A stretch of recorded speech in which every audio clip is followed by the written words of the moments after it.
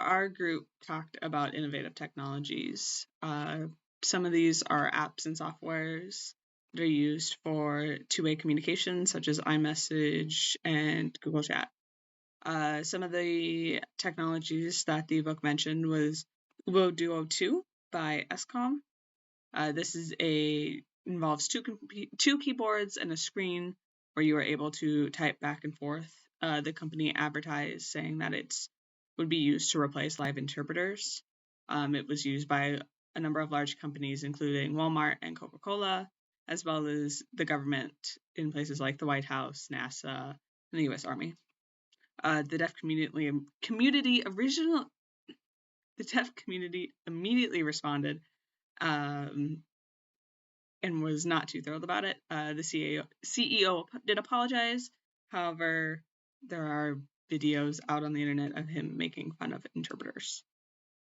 Another thing is called Cardzilla. This was developed by a deaf computer programmer.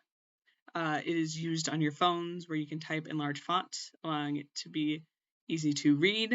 Many use this for ordering or communicating across distances.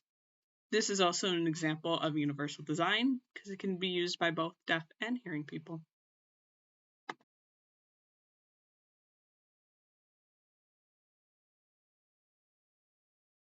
More innovative technologies include texting, instant messaging, and emails.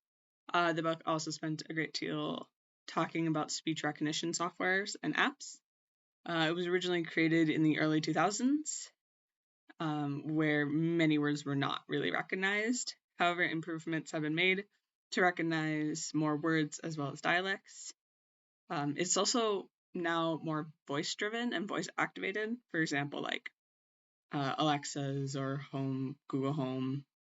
It's very useful for people who are blind, but not so much for those who are deaf. Many voice-to-text apps were created for hearing people who really didn't want to type. However, they are useful for people who are deaf. An example that was given was used by Niall DeMarco, who used it to interact with other hearing contestants when he was in competition. Another thing that the book covered was motion capture technology, being used to recognize sign languages.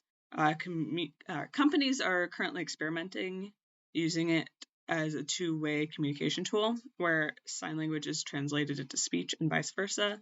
However, it's not entirely accurate at the moment and really only focuses on hands and not facial expressions. But one use currently for motion capture is creating interactive children's books.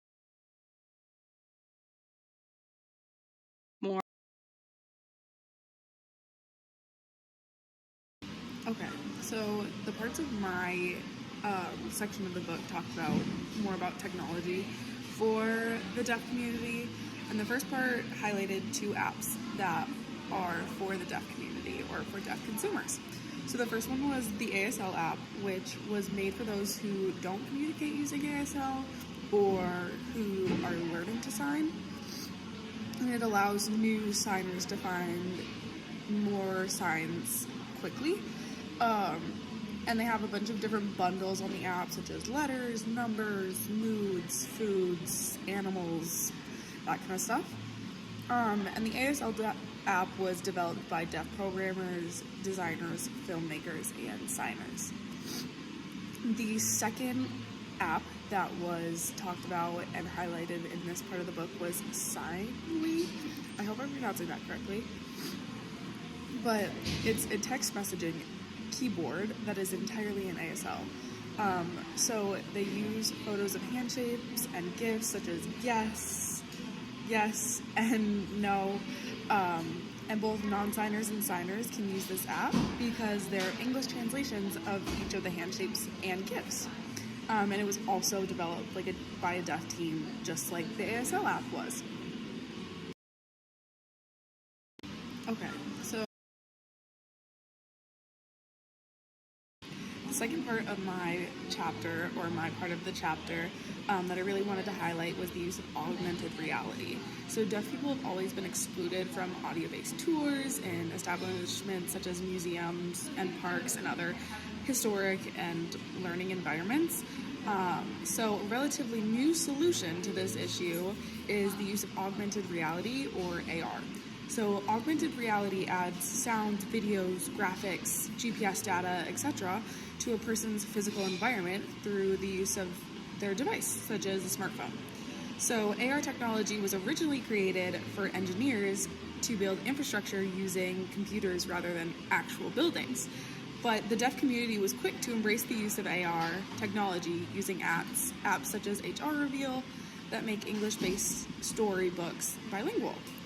An ASL signer will pop up next to the image or text in order to translate for these kinds of stories. The second part of my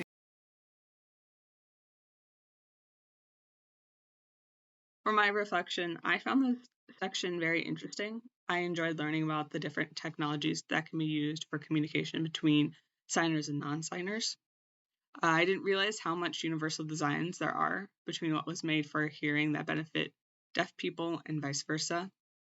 I also found the section about motion capture two-way communication to be very interesting, even though it's still a long ways off and has lots of improvements. In my reflection for this chapter of the book, I talk about how learning about the different technology that has been created with the deaf community in mind has been really interesting for me to learn. I had no idea about the variety of apps and their incredibly diverse purposes, such as teaching ASL to communicating using ASL over text message. I also thought that the use of augmented reality was super interesting. It was something that I'd never heard of before, even though I'd heard of using AR in the past. So I thought it was really cool to be able to translate it into a different field.